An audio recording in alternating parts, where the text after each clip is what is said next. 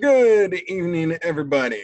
Welcome to this episode of Walking with God Summer Shorts. This is Kyle here. I know that I told you I was going to do more of a locational shooting, but as you can see, I'm right here in the man cave, and you're just going to have to look at the same old background. I'm so terribly sorry. First and foremost, happy Father's Day. As I record this to you right now, it is Father's Day. I just took my daughters back to their mother, after our weekend together and after our Father's Day together. I do have to admit that I was a bad parent this evening, and it's Father's Day, and I wanted to do something I could bond with my daughters with, so we had a beer together. I know it's terrible for a 12 and 9-year-old. It was a root beer. It was root beer float, but it's kind of like having a beer with your kid. And so, I think it was fun. I thought it was good times. So I had a beer with my kids. Sue me. What are you going to do? But hey, to all of my fellow fathers out there, happy Father's Day. You really are appreciated and loved by all the people in your life. And I really have gotten, I've gotten very touched today looking out on Facebook and just seeing all the people posting the pictures of their dads and of their husbands and of the father of their children and grandparents and whatever your situation or your case might be. And it's been really cool to see all the outpouring of love for the fathers out there. I know sometimes dads are the brunt of many jokes because we make just as many jokes. Dad jokes is a thing for a reason, but it's really great to see how appreciated everyone is. I've received messages today that have made me feel very appreciated, and so I want to thank everyone who took the time to send me anything. And I hope you took care of the men in your life who you look up to. And so, happy Father's Day to all of you guys. Like, for serious. I'm super glad to be sitting here as a father, telling you this because I love my daughters to death, as you guys love your kids to death, and just taking this one day to be like, you know what, I'm a dad, and how cool is that? That is something very neat for me. So I look forward to this every day. Father's Day also marks approximately the 2-year anniversary of the show. We did our very first live show a couple days before Father's Day 2 years ago. I don't remember the exact date, as Father's Day is one of those holidays that moves around in a month. But yeah, we've been doing this show now for 2 years. And so it has taken on a few incarnations. It has taken on a few different looks, a few different styles. Even 2 years later, you can say that we're still trying to find kind of our niche and kind of who we are and what we want to be. But I think we get closer to that with every show. That's through the support of all of you. But I thought it was really kind of cool that it's 2 years now, 2 years that we've been doing this. If you remember 2 years ago, I had my daughters on and we did like a commercial, and it was maybe 15 seconds where they stood there and stared blankly at the webcam, not knowing anything that they were doing or what was happening. So that was really funny to me. And then fast forward about 2 years, they were actually on a full-length episode with me, which I still think was super cool. Someone actually mentioned that to them today, that they had seen the episode that they did and told them good job. So that was kind of cool. We did today for Father's Day go out and we went to church, as we should. We were good little boys and girls and went to church. We saw our good buddy Joe give the message today up at Westside Leavenworth. Good job out of Joe. I cannot imagine that the series that they're doing is easy. So if you haven't seen it, if you're not local to this area, they're doing what's called At the Movies, where they show a clip of a movie and then do like this little mini brief teaching on the clip you just saw. And then they go to another clip and then do a mini brief teaching about that. So it has to be kind of hard. It has to throw off your rhythm. If you're stopping for a video bite, waiting. Okay, it's over now. I've got to, get back into my preaching mode. Okay, I got to stop for another video bite, waiting, back into preacher mode. I could see how that would be difficult. If we inserted audio or video clips into the show and I had to stop and wait for them and then pick it up after the fact, that would throw me off as well, as more off as I usually am. So good job out of Joe dealing with that, and all the folks at Westside Leavenworth who are doing this. Casey, who is the lead pastor up there, I know he's been doing it. And then even over at Westside in Lenexa, they've been doing the same thing. And there's no way that's easy. So good job out of you guys. One of the other things I wanted to tackle is it's kind of personal for me, given the fact that this is, Father's Day. But I was introduced to a gentleman up there today at church who is looks like he is, like within the first 2 minutes of potential or absolutely happening divorce process. And as you guys know, this show, for whatever it is now, it started as the show for divorced men and divorced people, as a place where we could talk about things openly and honestly, because you guys know me, I don't sugarcoat, I don't BS. We're gonna talk about this stuff because there needs to be a place where you can talk about it.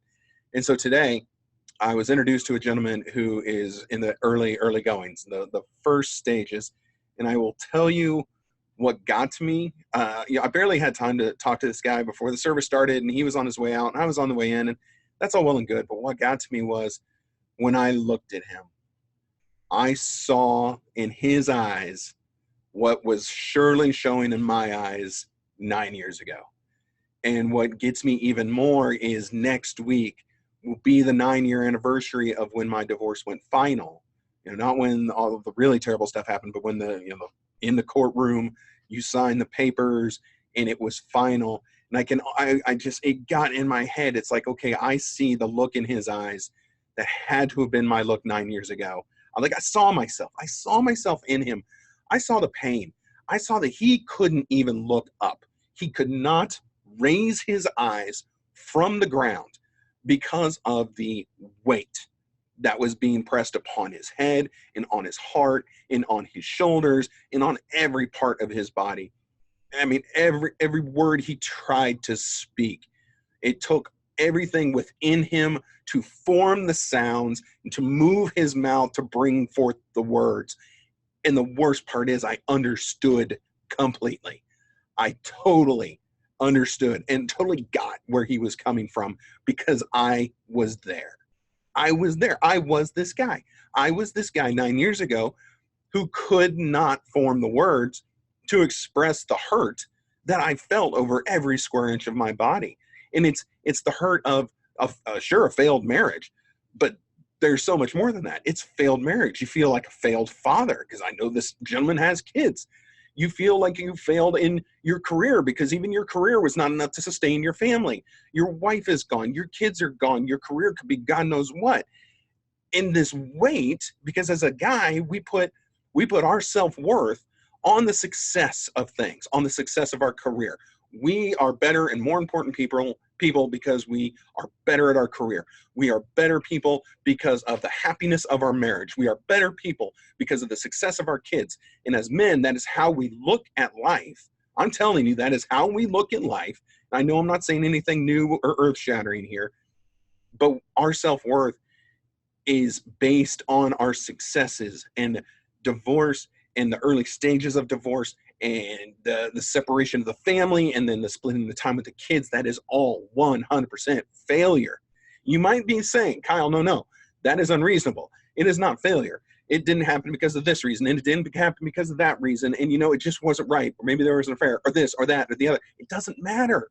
It doesn't matter. I'm telling you, if you know a guy who is within the first couple months of a separation or of a divorce, trust me, he feels the way that I feel. He feels exactly what I'm telling you. You can tell him all you want. You're not a failure. Okay, it just didn't work out. You guys grew apart. This, that. No, trust me, he feels like an absolute failure. He feels like he failed at everything. He failed at being a husband. He failed at being a father. He failed at being. He failed in his profession. He failed maybe even spiritually. It can be a hit to your spiritual life as well. Believe you me, I speak from experience. All of this, you blame God and you shake your fist at God and you say, you did this to me, you caused this divorce, and you caused this affair, you caused us to grow apart, you caused my kids to hate me, or you caused this, because our self-worth is shattered. It's gone. The image of ourselves that we held of ourselves in our own eyes is completely shattered. It's completely gone. And that's why we can't even look up. That's why when you talk to someone, your head is down.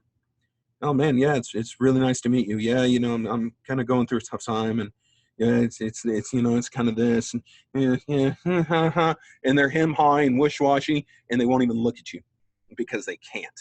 They can't look you in the eye because of the pain, because of the sense of self-worth that they have is so low.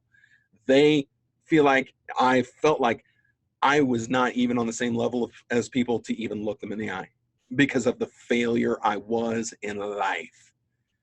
And so it's crazy. I really had no intention of recording a short today. It was kind of farthest thing from my mind, with it being Father's Day and hanging out with my kids and going to church and, supporting Joe and this, that, and the other, until I met this gentleman and until I saw myself. I saw me from 9 years ago, and it was the craziest thing.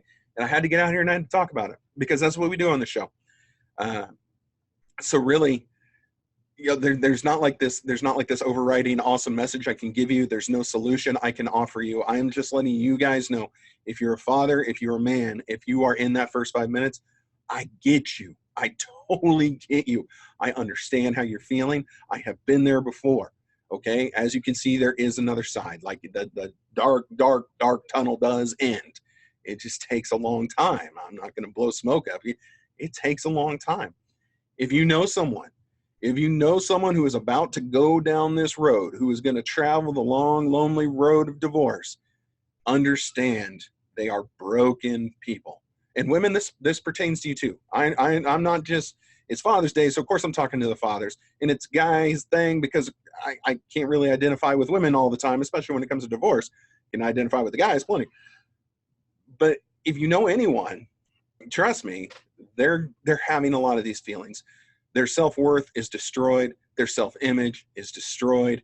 They are afraid to look people in the eye. They're afraid to speak up. They're afraid to ask for help, because asking for help in our society has suddenly become a sign of weakness. Not so suddenly. It's been that way for a long time. It is perceived as a sign of weakness, which is complete horse hockey. We've even talked about that on the show previously. Asking for help is not a sign of weakness. But trust me, they may not ask for it, but they do need it. They absolutely need help if they are going down this road. And it doesn't have to just be divorce. I mean, we can say medical issues, because if your health fails you, you feel a lot of these same things. It's like a breakup between you and your body, whether that be a cancer or a hereditary issue or whatever the case might be. I mean, that list could go on and on. But really, folks, what I'm trying to say on this Father's Day, where we all take time out of our own schedules to acknowledge people and acknowledge positions they have in our lives. Okay, we've acknowledged the fathers and the grandfathers and the stepfathers and the foster fathers. Acknowledge that there are people who are hurting. There are people you can absolutely help, but they are not going to ask for it. And just understand the pain that they are in, and don't get frustrated with them. Now that I'm sitting here right now, and I have no notes today because I just turned the microphone on, that might be my biggest thing, is they just understand them, be there for them, encourage them. They're not going to ask for it.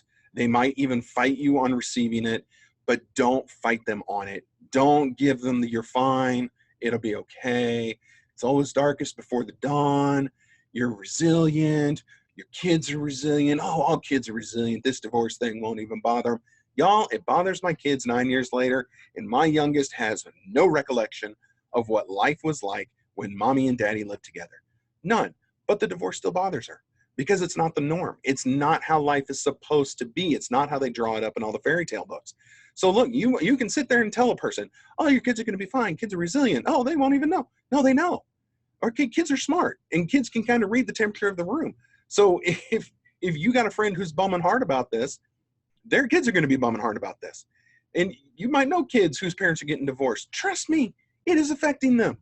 Don't sit there and pretend like it's not. We tell ourselves, "Oh, they're fine," or "you'll be fine," or, you just have to get through this. Yeah, we tell them that to make us feel better.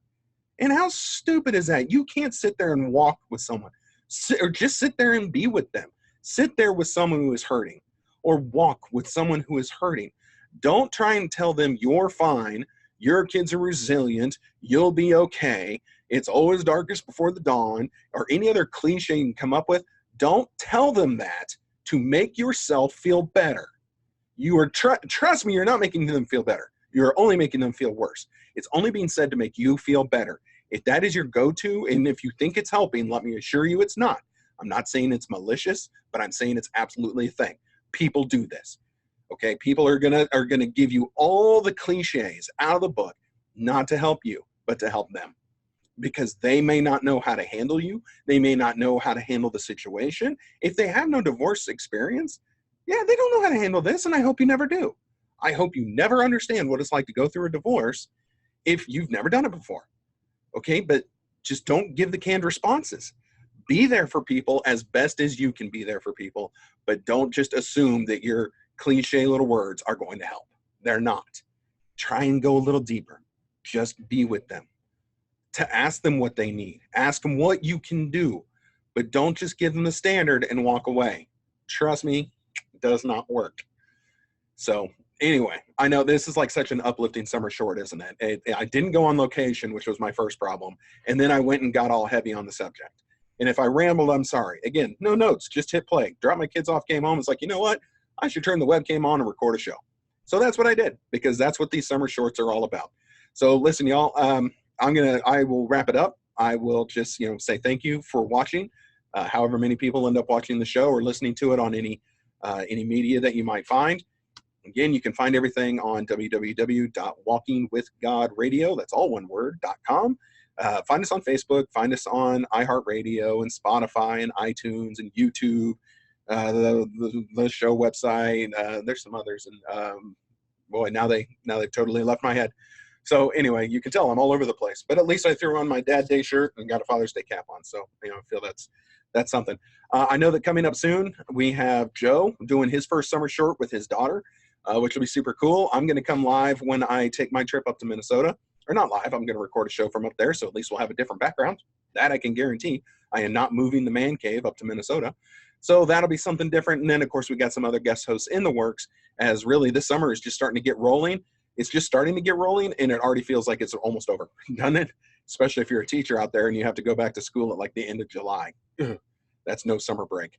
So anyway, let me pray us out of here, and I'll get you out on this solo summer short of mine here. Heavenly Father, thank you so much for today. I thank you for all the fathers out there, even though you are the father. Thank you for letting my daughters and I get up and support Joe and Leavenworth, and really to run into the gentleman that we did, to hear the message that we did. All of these are not by accident. These are by your design. And so I hope that I can help that gentleman as best as I can. I hope that this message will help someone out there as best as it can. And then, Lord, just give us all the grace to be there for those who are walking through very difficult times, and just to be there however they need us and however you want us to be there for them. And we pray all this in Jesus' name. Amen. All right, everyone, I'll see you on the flip side of my vacation. So if you want to throw up a prayer for safe travels for me and my family, that is always super appreciated. And I will catch you guys from Minnesota and then back here. So please reach out to the Facebook page if there's something you want to talk about. I'm more than happy to talk to you. So have a great week, everybody, as this is a Sunday night that I'm recording this. And we'll see you here soon. Good night.